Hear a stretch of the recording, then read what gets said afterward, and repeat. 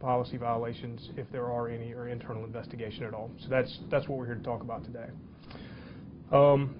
As you guys well know, the shooting occurred at 412 Malden Road, which is the Super Lodge, right there just above 85. Happened about 2 o'clock in the morning. Deputies were patrolling that Super Lodge area because we've had an abnormal number of calls out to this place. We've had, I think on the date of the incident alone, we had 390 calls within the past year to the Super Lodge.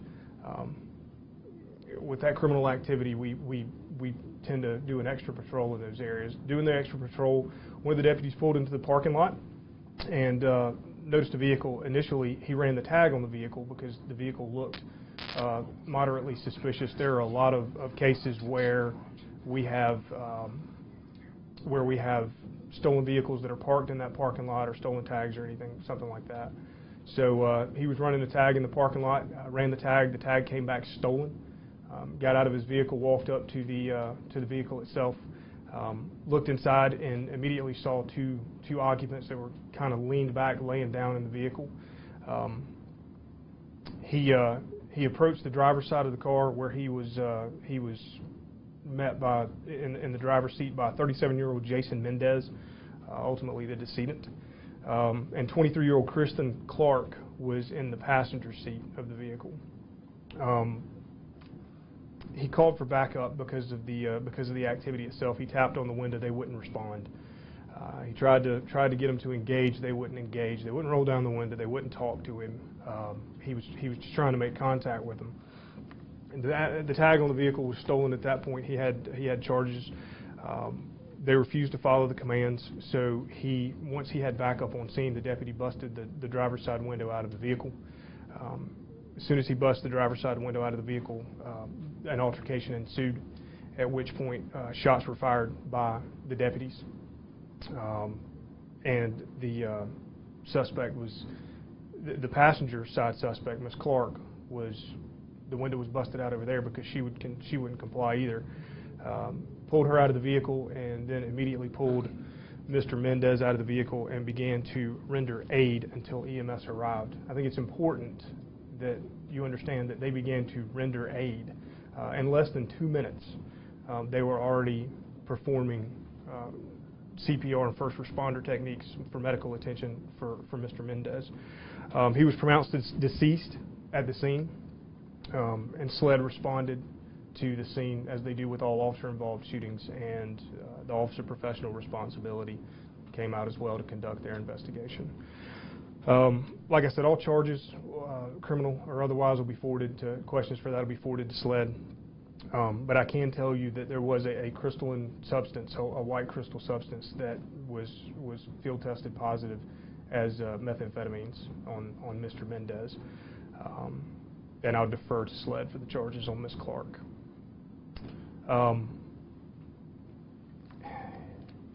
290 or 390 calls to one location is pretty rough. I mean, that's a lot of calls for one place. And when we pull up in the parking lot and run a tag and it comes back stolen, and then subsequently something like this happens and then we're able to identify who he is, and then we see his criminal history. He's been charged with 78 different crimes in South Carolina. He's got 32 convictions. It dates back to 1998 for him as far as the criminal history goes. Petty larceny, 10 different various economic crimes, anywhere from larceny to fraud checks, 10 criminal convictions for either manufacturing, distribution, or possession of illegal drugs. Simple assault, and I think it's key to note these next few. Assault and battery of a high and aggravated nature is one of his charges, and resisting arrest with a deadly weapon is one of his prior charges as well. Unlawful carrying of a pistol, possession of a stolen pistol. He's done, as far as we can tell at this point, Mr. Mendez has done at least 4 years in prison here in South Carolina. He's also prohibited from possessing a firearm in South Carolina, and he's also prohibited under federal law for possessing a firearm or ammunition. So, all right. Was a firearm found in his possession or in Kristen Clark's possession? Firearm was found. Anything more you can tell us about what led up to the altercation or what the altercation involved? The initial charge itself, or the initial reason for stop, is him failing to comply with the original reason for us being there and us approaching him. The altercation ensued thereafter. I mean, like, what was the altercation like? Did they produce a weapon that... I'll defer to SLED for the rest of that. We do have this all on video, by the way. I know there's going to be a question that pops up at some point about a body camera.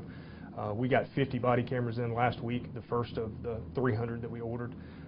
We've got to go through training. We've got to go through the technology phase of actually getting these body cameras up to where they can load to our system. But we do have those 50 body cameras in right now. I got to be honest, the video that I've seen from this incident, body camera's not going to be near as good as the video we've got. It's like watching a movie unfold in front of you. I mean, it's high quality, high definition. You can see the entire incident from beginning to end transpire. I mean, it leaves no room for question once you see this video. Is that from a Super Lodge camera? It is from a Super Lodge cameras.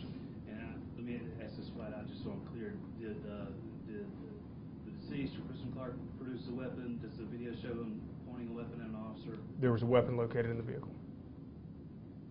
You said there's been around 390 calls in the past year. Like you said, a lot of calls in that area. I mean, I guess, how are you and deputies, are you guys working with that motel? Like, kind of what do we see in the future with that happening? Yeah, I can tell you what I would like to see in the future. What I would like to see in the future is this to cease. 390 calls, you know, I haven't done the numbers yet, but if you start looking at 390 calls for just one area of town, take into consideration we ran 8,600 calls last month. Greenville County ran between January 3rd and the end of January. We ran 8,600. We ran 8,600 calls.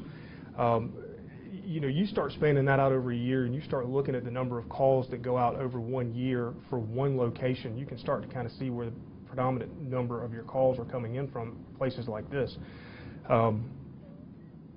You know, when you start adding the numbers up roughly, I would say just generic numbers, very generic numbers, and I'm going to say don't quote me on this on camera, but you can probably guess it's somewhere around $17,000 that Greenville County spent last year alone in patrolling or responding to calls for this hotel. I'd like to know if that hotel paid $17,000 in taxes.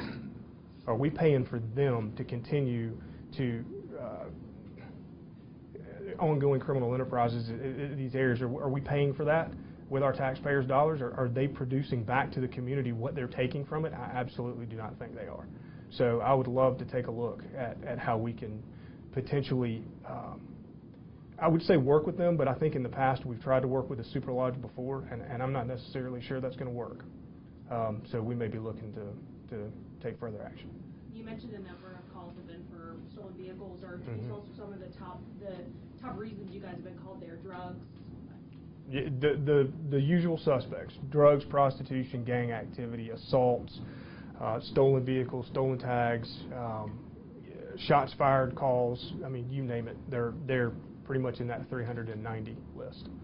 Is it typical protocol? I mean, just for our viewers, you said they weren't responsive inside of the car, so is it typical protocol for you to bust out both of their windows? Yeah, it would be. There comes a point where you give a person an opportunity to respond. If you're there under legal means for legal purposes, you give a person an opportunity to respond in such a manner that you would hope a person would, where they would roll down a window, communicate with law enforcement, talk with law enforcement, or get out of the vehicle so that we can engage them and have a conversation with them. There comes a point where force has to be used to effectively establish and enforce the laws of the state of South Carolina, and that's what happened here. Did they acknowledge the officer's presence? You know, were they on drugs? Apparently, I cannot confirm whether they were on drugs or not, but I can tell you that they did acknowledge the officer's presence. Was the second person taken into custody too? Taken into custody by SLED. Is it she? She. Mm-hmm. I would imagine she will be charged as well. I'm going to defer to SLED for that. I'm pretty certain she probably will be, but I'll defer to SLED for that. She remains in their custody now? She's in the jail, I believe. Yeah, she's in the jail here, I believe. Just as far as, can you talk a little bit about the process of, you know, having a deputy kind of go through that, and then kind of what happens after, as far as, you know, I know you said they tried to resuscitate them, and just kind of what is the process for deputies who go through something like that? A lot of that depends on the deputy himself, and I'm projecting well past the actual incident. A lot of that depends on the deputies themselves. If a deputy has trouble dealing with a situation, we offer all types of counseling for that, from state levels to local levels. You know, I've seen the video and I watched, I'll just say it, the pain that the deputies went through after this. I mean, they were forced to make a decision that they did not want to make. Mr. Mendez put them in a position to take his life. They had no other choice. It was go home or go to the morgue for them. And that's not what, and every deputy's goal is to go home in the morning. So, you know, watching the pain on their face in the video after it happened, you know, I can tell you that we'll be offering the counseling for them that we always do. The process itself is I would say pretty generic. What we do is again, once the shooting occurs, SLED's contacted. The scene is secured by our deputies. Prior to SLED's arrival, we don't go in and out of the scene. We don't interfere with anything. Once EMS and the coroner's on scene for a situation like this, EMS tries to resuscitate and perform medical procedures to try to resuscitate. The coroner's office will come in and take a look at it. At that point, it becomes their scene, and SLED comes in as well. Our deputies are removed from the scene, and they're given what they need at that point. You know, we brought in 2 of our chaplains to meet with the deputies that night, and also to meet with the communications. Let's not forget that down there in dispatch, these men and women that are down in dispatch, they're hearing all of this go on, and they can't be there on scene to help. And they're just as torn up about this whole thing as anyone else is. So we had pastoral counseling on site for them as well. We also offer critical situation counseling for our dispatchers. And then we roll into the SLED investigation, and whatever SLED concludes based on their determination will depend on what happens next at that point. Does that pretty much answer your question? Yes, it does. Okay. Corey. So Sheriff, since you became sheriff, this is the first, I guess, deputy involved shooting. Correct. What do you tell your deputies moving forward after something like this? You take care of yourself, I'll take care of you. That's what I tell them. You know, they have to take care of themselves on the street. They have to know that I'm here to support them so that they in turn can support you and your families at night and in the daytime while they're out there, while they're working. You know, if they don't have a good support network from an administrative standpoint here at the sheriff's office, then they can't effectively go out and do their jobs. They're not just focused on what they're supposed to be doing, they're focused on what's going on here as well. So they have to know that we as a leadership team are here for them in any situation so that they can go out and effectively perform their duties to protect you and your family while you're out. Did only one deputy fire a weapon? I'm going to leave that to SLED. How many deputies were on scene when it happened? 3. Who were they? 3 deputies from the Greenville County Sheriff's Office. You say which deputies? Are you able to tell us the experience of the deputy? There was one veteran deputy out there, a sergeant, and there were two other deputies, uniform patrol deputies on scene.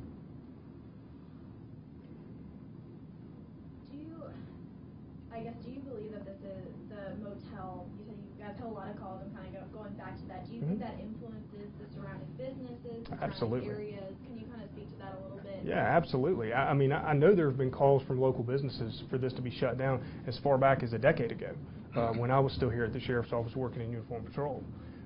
You know, over time, you know, you catch a news blurb here and there, and you start to see in the background it's always the Super Lodge in that area. You know, I know the businesses in that community would like to see something done about the Super Lodge. I know that I was out of town in Columbia last week for a mandatory school, and I have 2 calls waiting on my desk, one from a senator and one from a local representative that want to talk about the problems that were going on at the symposium.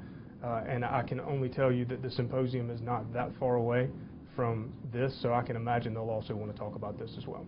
So I'm trying to schedule something up this week to meet with the senators and the representatives to discuss what we need to do to go forward. From your perspective, do you have ideas of what you could do? You know, what can you do? What can you do? Yeah, I mean, we've got business license or business applications here in Greenville County. I mean, if you look at it from a common sense perspective here. I mean, when a business starts to, when you and I that live in Greenville County start to pay for a business to continue to perform activities in such a way, to continue to operate in such a manner, when it starts coming out of our pockets to pay for them to do this, yeah, I'm pretty sure we can probably do something about it. Again, from a business license perspective, we can look at all kinds of different things. You know, codes enforcement, I mean, you know, codes is always an option for us. The fire marshals are always an option for us. We are building a very unified first responders group in the upstate, where we're working with fire departments, we're working with codes enforcement, we're working with the business registration division, so that we can go out and effectively enforce, again, all laws from all aspects, from civil to economic to criminal, and that's the goal. So we want to make sure that we're working with everybody to do that. So there are a plethora of options that are out there. Can you spell Kristen Clark's name for me? Yeah. Give me 1 second. It is Kristen, Kristen. Her middle name is English, English. Last name is Clark, common spelling. And she's 23. She's 23. Any idea what her relation was to Mendez? According to her, they were supposed to get married Saturday morning. So dating, I guess, engaged. What, he was from Fontana, right? Yes, sir. What were they doing at the hotel? Well, his criminal charges range from North Carolina to South Carolina, so I can only guess what they were doing at the hotel. You know, I'd hate to even speculate at this point. I was just gonna see if you could go into any, if she had any criminal background. No, ma'am, I don't have any of that information. Has she been cooperative in this? We did not. Once we found the video, we had no need to engage her once we had the video, so we left it to SLED to conduct any interviews with her. So she didn't fire shots, or it was just Mendez, right? Again, I'm gonna defer to SLED for that. Anything more you can tell us about how many times, how many shots fired, how many times Mendez was hit, anything like that? I'm sorry, I'm not going to go into that. Where or anything? Not going to go into that. I'm sorry. But just to be clear, so we were like, according to her, we were within a couple of hours of them getting married. According to her.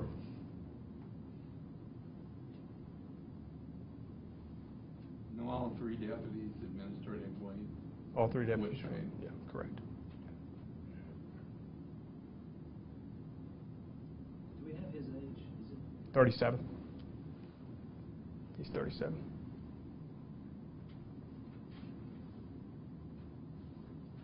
We good? All right. So I'm going to step out a little bit and ask for something from you guys. All right. I need you to keep these deputies in your prayers. I need for you to be with them in thought and prayer. I need for you to be with Mr. Mendez's family in thoughts and prayers as well. I mean, this is something that doesn't only affect Mr. Mendez and his family and Ms. Clark. It affects the deputies. It affects their families.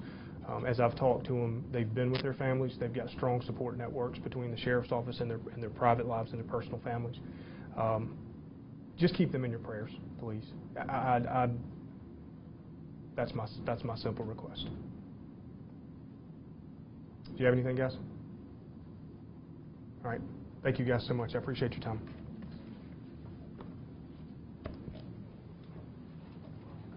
Oh yeah, I guess I need to.